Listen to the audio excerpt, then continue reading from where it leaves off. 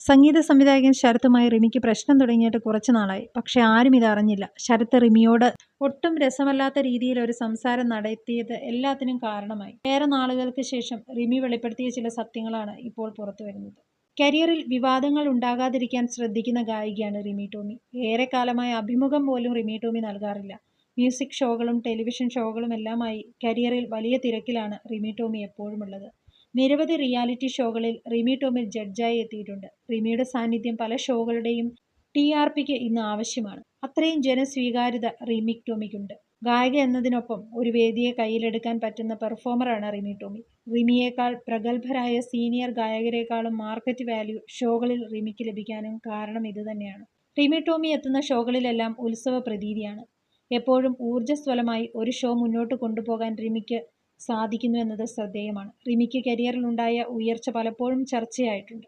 ഇക്കാലയളവിനിടെ റിമി ടോമിയുടെ ലുക്കിൽ വന്ന മാറ്റങ്ങൾ ആരാധകർ ചൂണ്ടിക്കാട്ടുന്നുണ്ട്. വണ്ണം കൂടാതിരിക്കാൻ ശ്രദ്ധിക്കുന്ന റിമി ഫിറ്റ്നസിന് വലിയ പ്രാധാന്യം തന്നെയാണ് കൊടുക്കുന്നത്.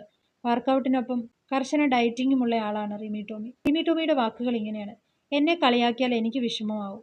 നമ്മളെ ഇഷ്ടമില്ലാതെ കളിയാക്കിയാൽ നമുക്ക് മനസ്സിലാകും ആ വ്യക്തിയോട് 5 മിനിറ്റ് സംസാരിക്കുമ്പോൾ തന്നെ ഇവർ നമ്മോട് പൂർണ്ണമായും ഇഷ്ടത്തിലാണോ അതോ ആ വ്യക്തി നമ്മളെ ഒന്ന് കളിയാക്കാൻ പറഞ്ഞതാണോ എന്ന്. ഞാൻ 1-3 ഉൾപ്പെടെ പറയുന്ന തമാശകൾ എല്ലാവരും ആ സെൻസിലാണ് എടുക്കുന്നത്. റിമി മനഃപൂർവ്വം താഴ്ത്തിക്കെട്ടാനും അപമാനിക്കാനുമാണിത് പറഞ്ഞതെന്ന് ഇത്രയും നാൾ വന്ന ഒരു ഗസ്റ്റും പറഞ്ഞിട്ടില്ല. എന്നെ ഒളിഞ്ഞും പാത്തും കളിയാക്കുന്നവരോട് പ്രതികരിക്കാൻ നിന്നാൽ നമ്മുടെ ജോലി നടക്കില്ല. താനും ശരത്തും തമ്മിൽ പിണക്കമുണ്ടായെന്ന് റിമി പറയുന്നുണ്ട്. പിണക്കമുണ്ടായെങ്കിലും പപ്പ മരിച്ച സമയത്തൊക്കെ അദ്ദേഹം എന്നെ വിളിച്ചു. എനിക്ക് അദ്ദേഹത്തോട് ഒരു ദേഷ്യവുമില്ല. P. ജയചന്ദ്രൻ സാറും ശരത് സാറും ഒക്കെയുള്ള ഒരു റിയാലിറ്റി ഷോ. എന്നെ ആ ചാനലിൽ നിന്ന് വിളിച്ച് ഞാനും അതിൽ ജഡ്ജായിരുന്നു.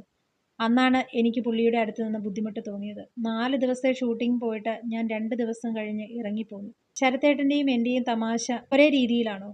ഞാൻ അത്രയും ക്രൂരമായി പറയുമോ? ഇതെനിക്ക് സംശയമാണ്. അത് പിള്ളേരുടെ അടുത്താണെങ്കിലും. ശരത്തേട്ടനോടൊപ്പം കൂടെയുള്ള ജഡ്ജിൻ്റെയും പെരുമാറ്റം മോശമായിരുന്നെന്നും റിമി ടോമി പറഞ്ഞു.